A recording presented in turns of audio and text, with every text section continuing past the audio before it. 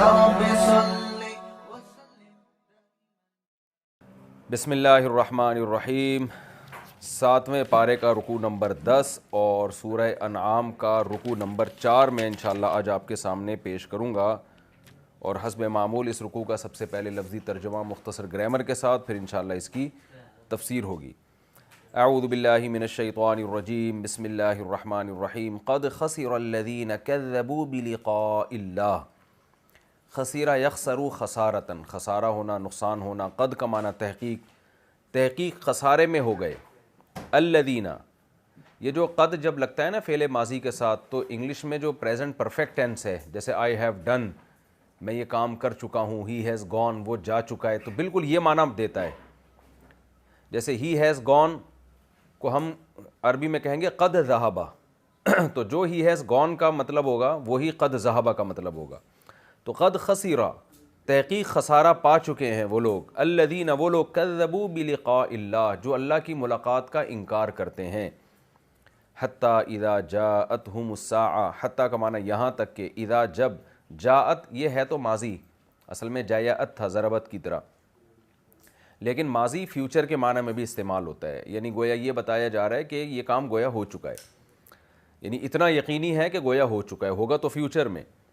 حتیٰ اذا جاءتہم الساعۃ بغتۃ، یہاں تک کہ جب قیامت آئے گی. ساعہ عربی میں اصل میں کہتے ہیں گھڑی کو، یہ جو عام واچ ہے اس کو بھی ساعہ کہا جاتا ہے، تو گھڑی کا مطلب ٹائم. تو الف لام جب اس پر داخل ہو گیا تو اس سے مراد ہے مخصوص ٹائم. جیسے کتاب کا معنی کتاب، الکتاب کا معنی مخصوص کتاب.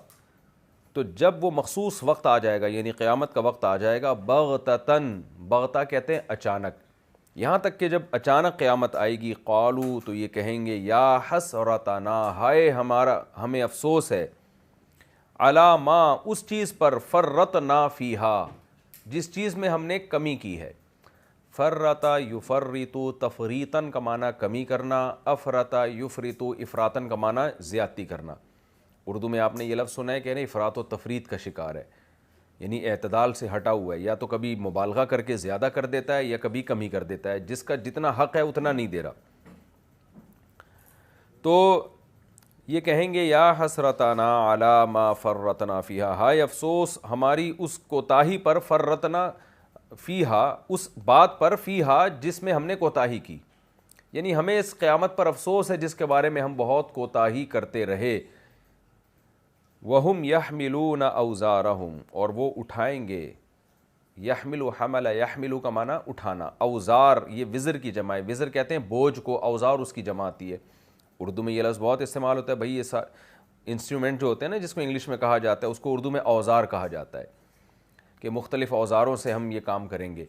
تو یہ اوزار کا لفظ عربی ہی سے اردو میں آیا ہے. ویٹ کو کہا جاتا تھا، تو پھر یہ کیونکہ جو پلمبر وغیرہ اور یہ جو میکینک ہوتے ہیں ان کے پاس جو اوزار ہوتے ہیں، ظاہر ہے ان کا ایک وزن ہوتا ہے، تو اردو میں یہ لفظ عربی سے اس طرح سے آیا ہے کہ عربی میں بوجھ کو کہا جاتا تھا، تو اردو میں جو بھی بوجھل چیزیں ہیں جو بطور اوزار کے استعمال ہوتی ہیں ان کو اوزار کہا جانے لگا. وَهُمْ يَحْمِلُونَ أَوْزَارَهُمْ عَلَى ظُهُورِهِمْ، اور وہ اٹھائے ہوئے ہوں گے اپنے بوجھوں کو، عَلَى ظُهُورِهِمْ، اپنی پشتوں پر، ظہر کی جمع ظہور، عَلَى خبردار، ساء ما، کتنی بری ہے وہ چیز، یزیرون جو یہ اٹھائے ہوئے ہوں گے. وزر یوزیرو جو پڑھا جاتا ہے وزر یزیرو، اس کا معنی ہوتا ہے بوجھ اٹھانا، یہ جو بوجھ اٹھائیں گے کتنا برا بوجھ ہوگا جو یہ اٹھائے ہوئے ہوں گے.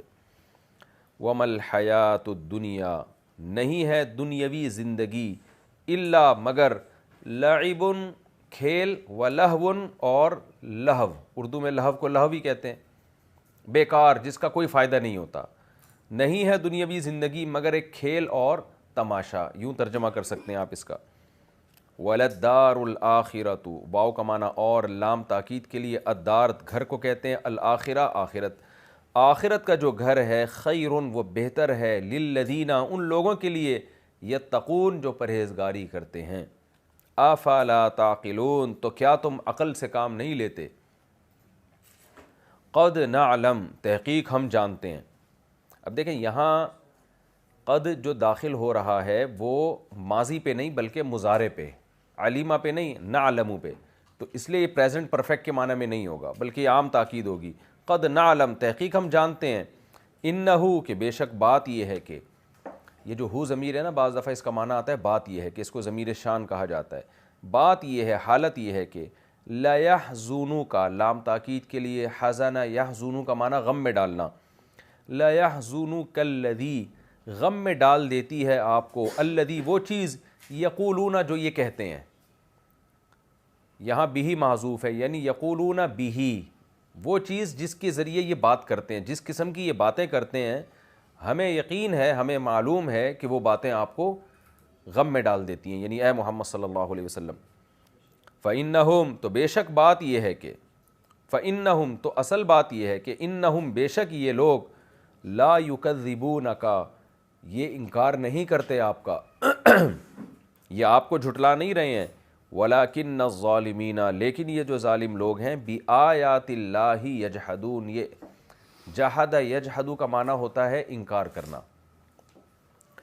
یجحدون یہ انکار کر رہے ہیں، بِآيَاتِ اللَّهِ اللہ کی آیات کا انکار کر رہے ہیں. وَلَقَدْ كُذِّبَتْ تحقیق جھٹلایا جا چکا ہے، کذب یکذب تکذیباً جھٹلانا، کذبت پیسو وائس سے فعل مجہول ہے، جھٹلائے گئے ہیں، رسل بہت سے پیغمبر، من قبل کا آپ سے پہلے، فصبروا تو صبر کیا انہوں نے، علی ما اس چیز پر، کذبوا جس کے ذریعے ان کو جھٹلایا گیا، یعنی جن باتوں کے ذریعے ان کو جھٹلایا گیا تو اس پر انہوں نے صبر کیا.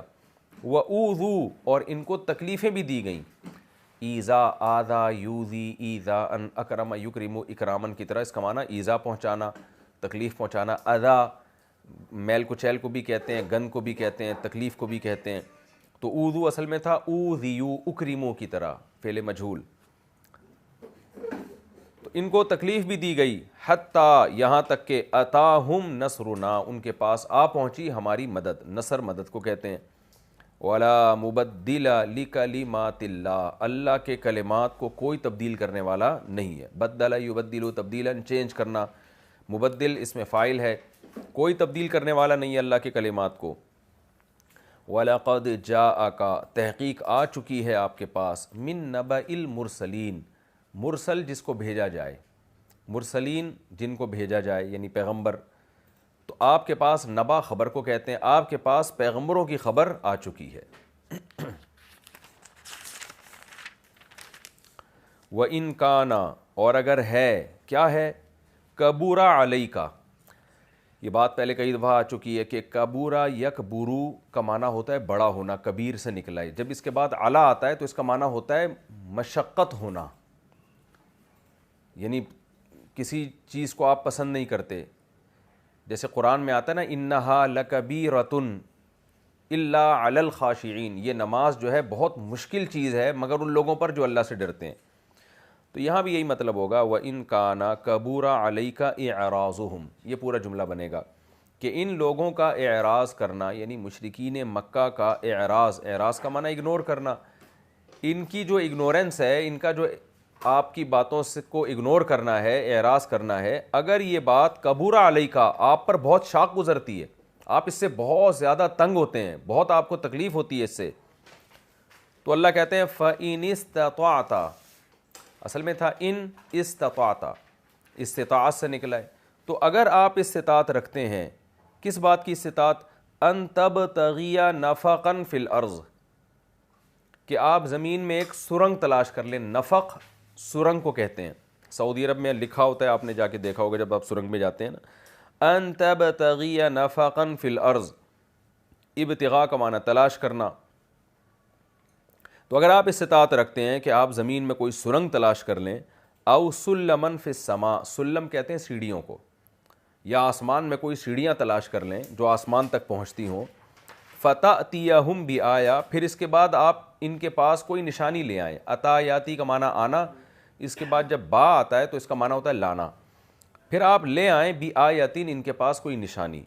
آگے یہ جملہ محذوف ہے، یعنی اگر آپ یہ استطاعت رکھتے ہیں کہ آپ زمین میں کوئی سرنگ بنا لیں یا آسمان میں کوئی سیڑھی بنا لیں اور اس سرنگ یا سیڑھی کے ذریعے کوئی نشانی بڑی لیں آئیں ان کے پاس، تو ففعل تو آپ یہ کام کر لیں. یہ جزا یہاں محذوف ہے. بعض چیزیں ایسی ہوتی ہیں شرط بیان کر کے اس کے جو نتیجہ جو رزلٹ ہے اس کو ادھورا چھوڑ دیا جاتا ہے کیونکہ وہ بہت واضح ہے. تو تفسیر میں انشاءاللہ اس کا مفہوم بیان کروں گا.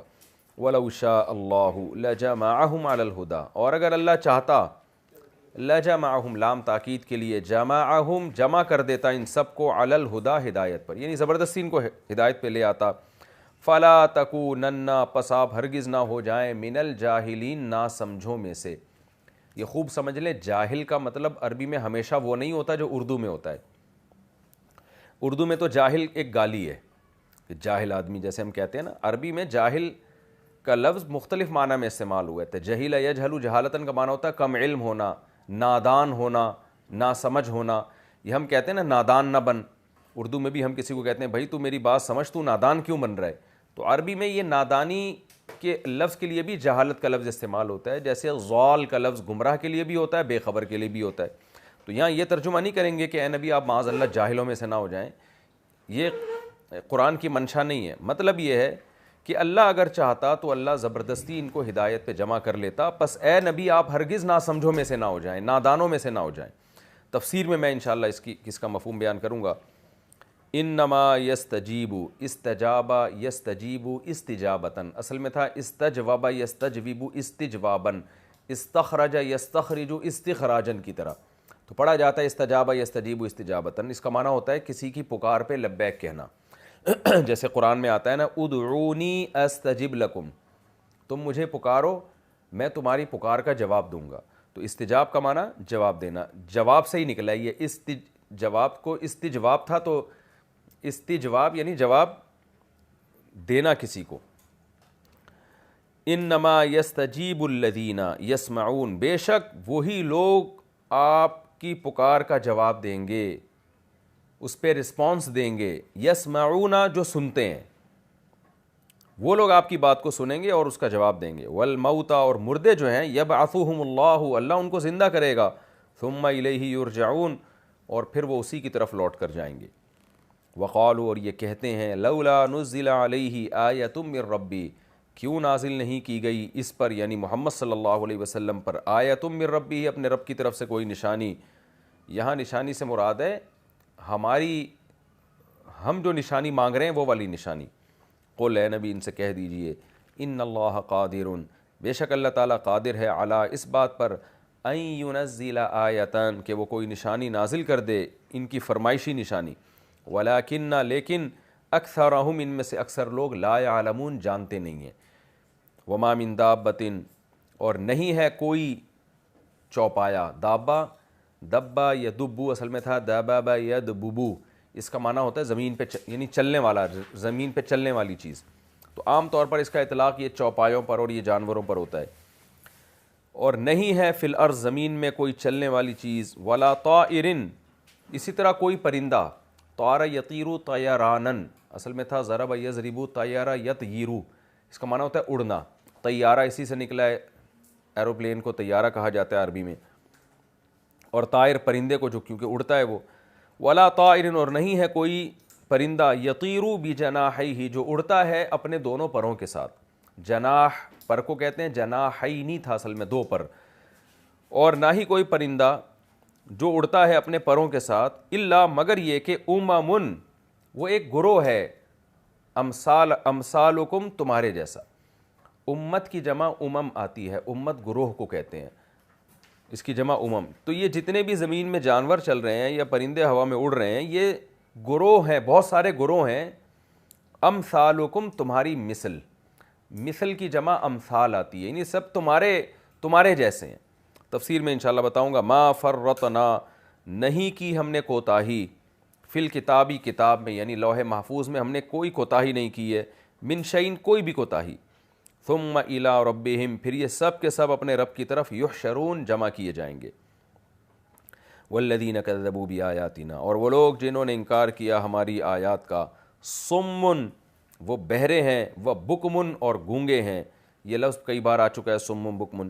فی الظلمات اندھیروں میں پڑے ہوئے ہیں. من یشاء اللہ وہ شخص, شاء یشاء اصل میں تھا شیاء یشیء فتح یفتح کی طرح, لیکن پڑھا جاتا ہے شاء یشاء.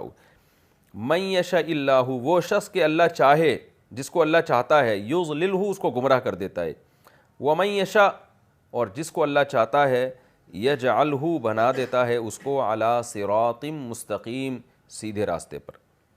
قل اے نبی ان سے کہہ دیجئے، ارأیتکم تم ذرا بتاؤ تو صحیح، ان اتاکم اگر آ جائے تمہارے پاس عذاب اللہ اللہ کا عذاب، او اتتکم الساعہ یا آ جائے تم پر قیامت، اغیر اللہ تدعون تو کیا اللہ کے علاوہ کو تم پکارو گے؟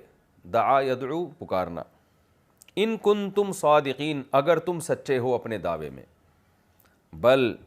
بلکہ ہوگا کیا، ایاہ تدعون تم پکارو گے ایاہو صرف اسی کو۔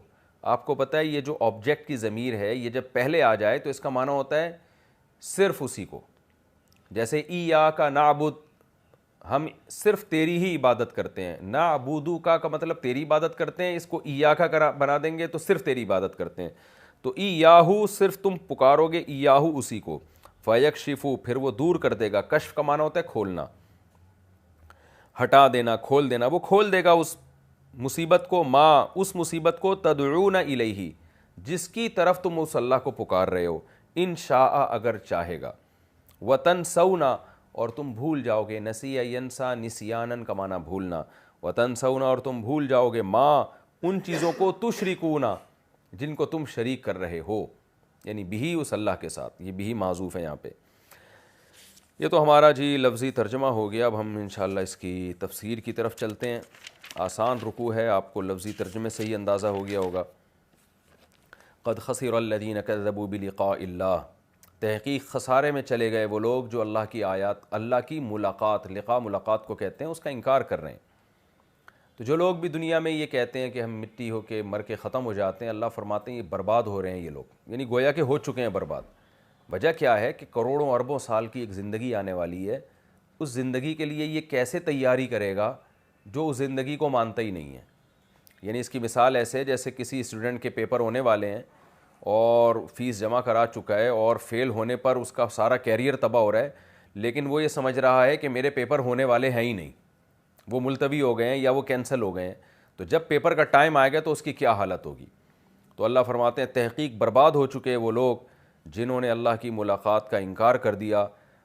حالت کیا ہوگی ان کی، حتیٰ اذا جاءتہم الساعۃ بغتۃ، یہاں تک کہ جب قیامت آئے گی، اچانک آئے گی، تو کیا ہوگا، قالوا یہ کہیں گے یا حسرتنا علی ما فرطنا فیہا، ہائے ہم افسوس ہے ہماری اس کوتاہی پر جو ہم اس قیامت کے بارے میں کرتے رہے۔ یعنی ہم نے تو سنجیدگی سے اس پہ غور ہی نہیں کیا کہ ہو سکتا ہے اللہ مر کے دوبارہ ہمیں زندہ کر دے، اور یہ جو پیغمبر کی باتیں ہیں، مذہب کی باتیں ہیں، ہو سکتا ہے یہ صحیح ہوں، تو ہم نے اس بارے میں تو کبھی اس ٹاپک کو ہم نے سیریس لیا ہی نہیں ہے۔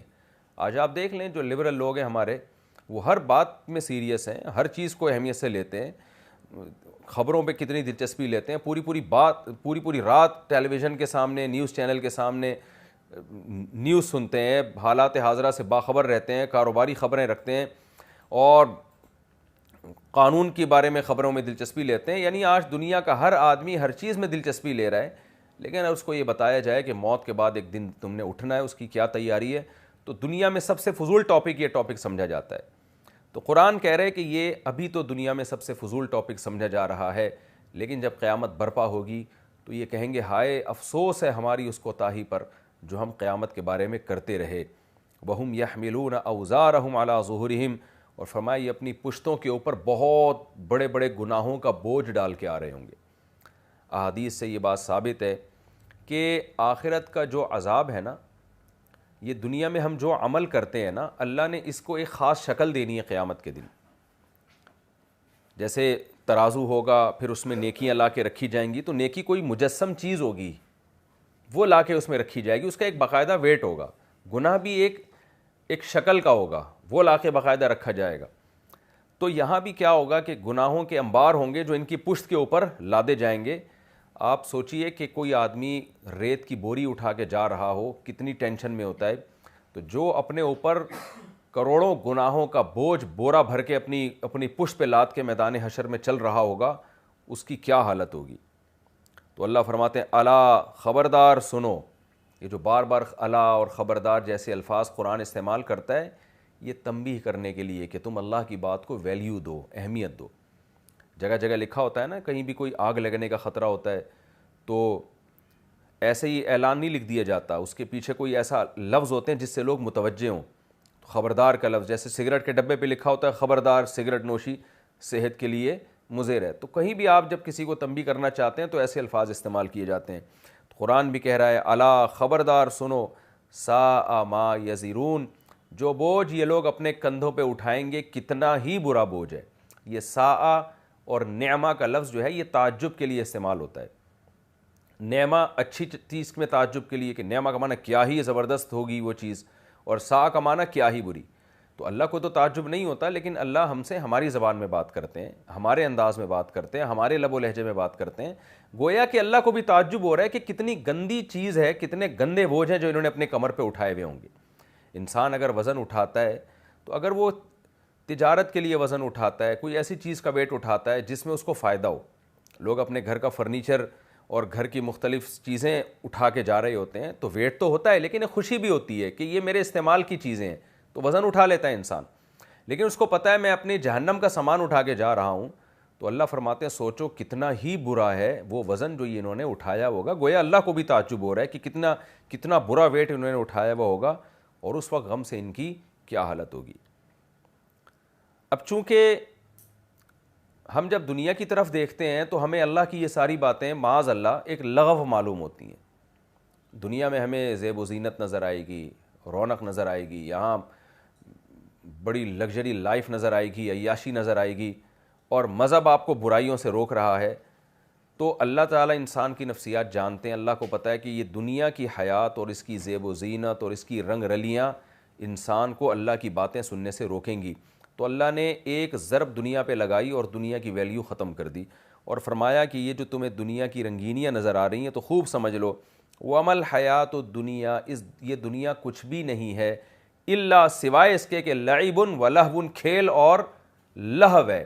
لہو یعنی ٹائم ویسٹ کرنے والی چیزیں جن کا حاصل کچھ بھی نہیں ہے. لعب تو العوبہ سے نکلا ہے، العوبہ کہتے ہیں یعنی العوبہ لعب سے نکلا ہے. العوبہ کھلونوں کو کہا جاتا ہے، الاعیب اس کی جمع آتی ہے جس سے بچے کھیلتے ہیں. تو کھیلنے کی چیز ہے، بچے کچھ دیر تفریح کے لیے ان کو کچھ پکڑا دیا جائے تو تھوڑا سا انجوائے کرتے ہیں، اس کے بعد وہی کھلونا اٹھا کے پھینکنا شروع کر دیتے ہیں. اس کا حاصل کچھ نہیں نکلتا، تھوڑی دیر کی تھوڑا سا انجوائے کر لیتے ہیں بس، اور کچھ بھی نہیں ہوتا. اور لہو کا معنی ہوتا ہے وہ کام جس کا نہ دنیا میں کوئی فائدہ نہ آخرت میں کوئی فائدہ، جس کا رزلٹ زیرو نکلنے والا ہے. آپ یوں اس کو تعبیر کر سکتے ہیں. تو ہر لعب لہو ہوتا ہے لیکن ہر لہو لعب نہیں ہوتا. یعنی ہر کھلونا بھی لہو ہی ہے کہ رزلٹ اس کا کچھ بھی نہیں ہے، لیکن ہر لہو وہ لعب نہیں ہے. بعض دفعہ وہ لعب بھی ہوتا ہے اور لعب کے علاوہ بھی بہت سی چیزیں ہوتی ہیں جو لہو میں داخل ہوتی ہیں. تو قرآن کا یہاں بھی انداز کیا ہے. قرآن یہ نہیں کہہ رہا کہ دنیاوی زندگی لعب اور لہو ہے، بلکہ قرآن کہہ رہا ہے کہ دنیاوی زندگی کچھ بھی نہیں ہے. یعنی پہلے نفی کر رہا ہے، اس کی کوئی حیثیت نہیں ہے سوائے اس کے کہ یہ لعب اور لہو کا دوسرا نام ہے. تو یہاں دنیاوی زندگی سے وہ حیات مراد ہے جس کے پیش نظر آخرت نہ ہو. یعنی دنیاوی زندگی کو قرآن کبھی اہمیت بھی دیتا ہے، قرآن کبھی اس کی ویلیو بھی بیان کرتا ہے، کیونکہ آپ آخرت اسی دنیا میں بنائیں گے. اگر آپ اس دنیا میں ترقی کرتے ہیں آخرت کے لیے تو یہ ترقی تو پھر لہو و لعب نہیں ہے.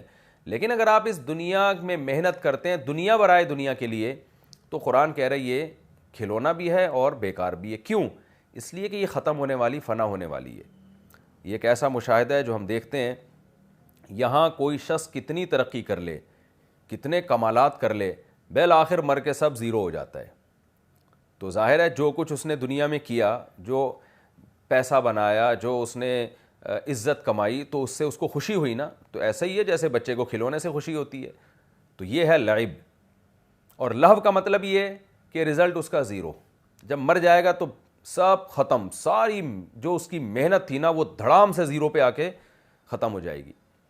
ہاں یہاں اگر آپ نے محنت کی، اس لیے محنت کی کہ میں جو کچھ کر رہا ہوں یہ اپنے لیے اور اپنی قوم کے لیے کر رہا ہوں، یہاں میں اگر پیسہ بھی کما رہا ہوں، جیسے کہ حدیث میں آتا ہے کہ ایک شخص اگر پیسہ کماتا ہے، تجارت میں ہے، تاکہ وہ لوگوں کے سامنے بھیک نہ مانگے، تاکہ وہ صلہ رحمی کرے کہ میں خود بھی اچھا کھاؤں گا تو اللہ کی نعمت کی شکر کی توفیق ملے گی، اور میں لوگوں کو کھلاؤں گا تو کھلانے والا اللہ کو پسند ہے بنسبت مانگنے والے کے. حدیث میں آتا ہے اوپر والا ہاتھ نیچے والے ہاتھ سے بہتر ہے. تو یہاں اس کا مقصد اللہ کو راضی کرنا ہے، اور آخرت میں جب اللہ سے ملاقات ہو تو اللہ مجھ سے خوش ہوں. تو پھر یہاں یاد رکھیں دنیا کمانا صرف جائز نہیں ہے بلکہ یہ عبادت ہے، اور اس پر بہت ساری احادیث ہیں. آپ صلی اللہ علیہ وسلم نے فرمایا کہ جس نے درخت لگایا قیامت تک لوگ، جب تک وہ درخت باقی ہے لوگ فائدہ اٹھائیں گے تو اس کو قبر میں ثواب ملے گا. اور ایماندار تاجر قیامت کے دن پیغمبروں کے ساتھ ہوگا. تو جس نے ایک انسان کی جان بچائی وہ ایسے جیسے ہزاروں انسانوں کی جان بچائی. تو جو میڈیکل سائنس میں ترقی کرے گا تاکہ لوگوں کی جانیں بچائی جا سکیں تو وہ پھر وہ لہو و لعب نہیں ہے، وہ تو شریعت میں مطلوب ہے. لیکن اگر آپ آخرت کو ہٹا دیتے ہیں تو آپ اللہ پہ ایمان نہیں رکھتے تو پھر آپ بے شک انسانیت کی خدمت کے لیے بھی کر رہے ہوں.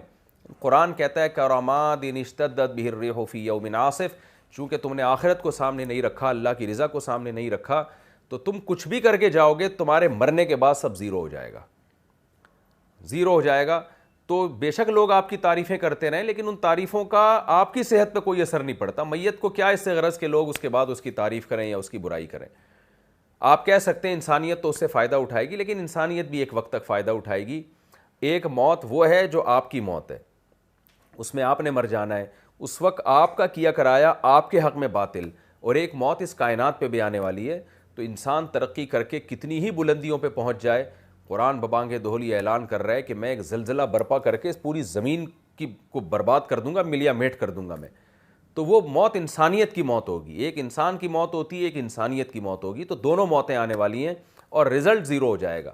تو اس لیے قرآن کہہ رہا ہے کہ یہ جو تم دنیا کو آخرت کو ہٹا کر جو تم دنیا میں پڑ گئے ہو تو خوب سمجھ لو وَمَا الْحَيَاةُ الدُّنْيَا إِلَّا لَعِبٌ وَلَهْوٌ، یہ کھیل اور بیکاری کے سوا کچھ بھی نہیں ہے. وَلَلدَّارُ الْآخِرَةُ، ہاں جو آخرت ہے، خیرٌ، وہ بہتر ہے، دونوں لحاظ سے بہتر ہے. قرآن مجید میں سورہ طٰہٰ میں اللہ کا ارشاد ہے کہ آخرت کوانٹٹی کے اعتبار سے بھی بہتر اور کوالٹی کے اعتبار سے بھی بہتر.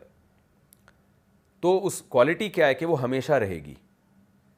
علامہ مناوی رحمہ اللہ تعالیٰ ایک مشہور مفسر گزرے ہیں، محدث گزرے ہیں، وہ فرمایا کرتے تھے کہ اگر اللہ تعالیٰ آخرت میں ہمیں مٹی کے گھر دیتا اور مٹی کے برتن دیتا، وہ کچھ جنت نہ ہوتی جو اللہ نے بیان کی ہے، بلکہ ایسے ہی اللہ ہمیں ایک خیمہ بنا کے دے دیتا، لیکن بس یہ کہتا ہے اس میں ہمیشہ رہو گے، تو پھر بھی اس دنیا کے سونے چاندی کے محلات سے وہ بہتر ہوتی کیونکہ ہمیشہ رہتی. اور جب اللہ نے اس کو بنایا بھی یہاں سے اچھا ہے تو پھر سوچیں کہ وہ دنیا کے لحاظ سے کتنی بہتر ہوگی.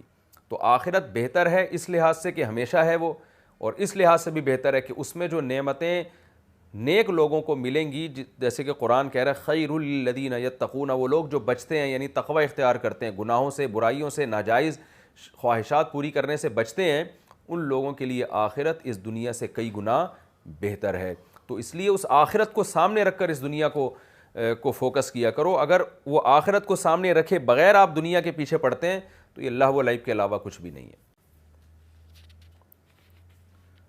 افلا تعقلون، قرآن کہہ رہا تو کیا تم عقل سے کام نہیں لیتے. یعنی فا سے پہلے اکثر جملہ محذوف، اکثر کیا ہمیشہ ایک جملہ محذوف ہوتا ہے، یعنی اب بھی تم دنیا میں لگے رہو گے اور آخرت کا انکار کرو گے کہ اب بھی عقل سے کام نہیں لوگے. قد نعلم انه لیحزنک الذی یقولون، نبی صلی اللہ علیہ وسلم کو تکلیف ہوتی تھی، اتنا کچھ سننے کے بعد بھی یہ دنیا میں لگے رہتے تھے اور فرمائشی مطالبے کیا کرتے تھے. تو اللہ تعالیٰ آپ صلی اللہ علیہ وسلم کو تسلی دے رہے ہیں، فرما رہے ہیں ہمیں یہ معلوم ہے کہ جس قسم کی باتیں یہ لوگ کرتے ہیں وہ باتیں آپ کو غم پہنچاتی ہیں، تو آپ غم نہ کریں. کیوں؟ فَإِنَّهُمْ، دیکھیں یہ جو اِنَّا سے پہلے جب فا آتا ہے نا، فَإِنَّا، تو اکثر یہ ایک علت بیان کرنے کے لیے آتا ہے. علت کا مطلب یہ کہ یہ جو پیچھے دعویٰ کیا گیا ہے اس کی وجہ اللہ بیان کر رہے ہیں. دعویٰ کیا کیا گیا ہے کہ ہمیں پتہ ہے کہ ان کی باتیں آپ کو غمزدہ کرتی ہیں، ہمیں پتہ ہے، تو آپ اپنا غم کیسے دور کریں، یہ سوچ کے دور کریں. یعنی وجہ یہ ہے جس میں آپ غور کریں گے تو غم آپ کا دور ہو جائے گا. وہ کیا ہے؟ فَإِنَّهُمْ لَا يُكَذِّبُونَكَ، تو بات یہ ہے کہ یہ لوگ آپ کا انکار نہیں کر رہے ہیں، وَلَٰكِنَّ الظَّالِمِينَ، یہ ظالم لوگ اللہ کی آیتوں کا انکار کر رہے ہیں. تو آپ کیوں غمزدہ ہو رہے ہیں؟ ان کا جھگڑا آپ سے نہیں ہے، ان کا جھگڑا ہم سے ہے. تو یہ نبی صلی اللہ علیہ وسلم کو تسلی دینے کا قرآن مجید کا ایک انداز ہے کہ یہ تو خدا سے جب آخرت کا انکار کر رہے ہیں، آپ کی نبوت کا انکار کر رہے ہیں، آپ کی باتوں کا مذاق اڑا رہے ہیں، تو تو آپ یہ سوچ کے تسلی کیا کریں کہ بھائی میں تو پیغمبر ہوں, میرا تو کام پیغام پہنچانا ہے, پھڈا تو ان کا اللہ سے ہو رہا ہے, تو میں کیوں غم زدہ ہوں. رہا یہ مسئلہ کہ آپ کو تکلیفیں پہنچاتے ہیں, بہرحال انسان کی نیچر ہے کہ جب اس کے دعووں کا انکار کیا جائے تو اگرچہ نبی کو یہ معلوم ہے کہ یہ اللہ سے دشمنی کر رہے ہیں, لیکن بہرحال پیغمبر انسان تھے, یہ نیچر ہے انسان کی کہ جب بھی وہ کوئی دعویٰ کرے اور وہ دعوے میں وہ سچا ہو, لوگ اس کے دعوے کو قبول نہ کریں تو انسان کو بہرحال تکلیف ہوتی ہے. تو جو تکلیف آپ کو یہ سب کچھ سوچنے کے باوجود ہو رہی ہے, اس پہ قرآن کہتا ہے, آپ کو تسلی دیتا ہے, وَلَقَدْ كُذِّبَتْ رُسُلٌ مِّن قَبْلِكَ, آپ سے پہلے بھی پیغمبروں کا انکار کیا گیا ہے. فَصَبَرُوا عَلَىٰ مَا كُذِّبُوا, اس انکار پر انہوں نے صبر کیا. وَأُوذُوا, اور آپ سے پہلے بھی پیغمبروں کو تکلیفیں پہنچائی گئی ہیں. حَتَّىٰ أَتَاهُمْ نَصْرُنَا, یہاں تک کہ ہماری مدد آ پہنچی. تو یہ سارے پروسیس سے گزرنے کے بعد ہی اللہ کی مدد آئے گی. آپ کو تکلیف بھی ہوگی, آپ کو یہ اذیتیں بھی پہنچائیں گے, اور آپ کی مدد لازمی ہوگی. کیوں؟ وَلَا مُبَدِّلَ لِكَلِمَاتِ اللَّهِ, اللہ کے کلمات کو کوئی تبدیل نہیں کر سکتا. یہاں کلمات سے مراد ہے کلام, کیونکہ کلام کلمات سے مل کے ہی بنتا ہے, اور ویسے بھی عربی میں جو قرآن کی اصطلاح میں کلمہ اور کلام میں کوئی فرق نہیں ہے. یعنی اللہ کے جو کلام ہے, جو اللہ کی باتیں ہیں, وہ پوری ہو کے رہیں گی. کیا مطلب؟ اللہ نے جو آپ سے مدد اور نصرت کے وعدے کیے ہیں ان کو کوئی چینج کر نہیں سکتا, آپ کی مدد لازمی آئے گی. وَلَقَدْ جَاءَكَ مِن نَبَإِ الْمُرْسَلِينَ, اور پیغمبروں کی خبریں تو آپ کے پاس آ چکی ہیں. ہم نے موسیٰ کا واقعہ بھی آپ کو سنایا, عیسیٰ علیہ السلام کا بھی, ابراہیم علیہ السلام کا بھی. تو آپ ان کے واقعات میں غور کر کے بھی صبر کریں کہ کیسی کیسی آزمائشوں میں ان کو ڈالا گیا, بالآخر اللہ کی مدد ان کے ساتھ آئی ہے. حدیث میں آتا ہے بعض دفعہ جب آپ صلی اللہ علیہ وسلم کوئی ایسی سخت تکلیف دہ بات سنتے نا لوگوں سے, تو آپ کا چہرہ غضبناک ہو جاتا. تو آپ فرماتے رحم اللہ موسیٰ, اللہ موسیٰ پر رحم کرے, قد اوذی اکثر من ھذا, موسیٰ کو تو اس سے بھی زیادہ بنی اسرائیل نے ستایا تھا. یعنی اپنے ہی لوگوں نے اتنا ستایا تھا موسیٰ علیہ السلام کو, تو انہوں نے کیسے صبر کیا. تو وہ یہی بات تھی کہ آپ موسیٰ علیہ السلام کے واقعہ میں غور کرتے تھے, پھر صحابہ سے بیان بھی کرتے تھے. وَإِن كَانَ كَبُرَ عَلَيْكَ إِعْرَاضُهُمْ, تیسری تسلی, یعنی قرآن نبی کو تسلیاں دے رہا ہے نا. پہلا لفظ قرآن نے کیا استعمال کیا کہ بھائی ہمیں پتہ ہے کہ ان کی باتیں آپ کو رنجیدہ کرتی ہیں, تو ایک بات تو یہ سوچا کریں ان کی دشمنی آپ سے نہیں بلکہ اللہ سے ہے. دوسری بات یہ سوچا کریں کہ یہ تکلیفیں ہونا, آزمائشیں آنا, یہ تمام پیغمبروں کے ساتھ ہے, تو آپ کے ساتھ بھی ہوگا. تو یہ کوئی نئی بات نہیں ہے. تو جو چیز ہمیشہ سے ہوتی آتی ہے, سب کے ساتھ ہو, انسان کو اس پہ تکلیف نہیں ہوتی.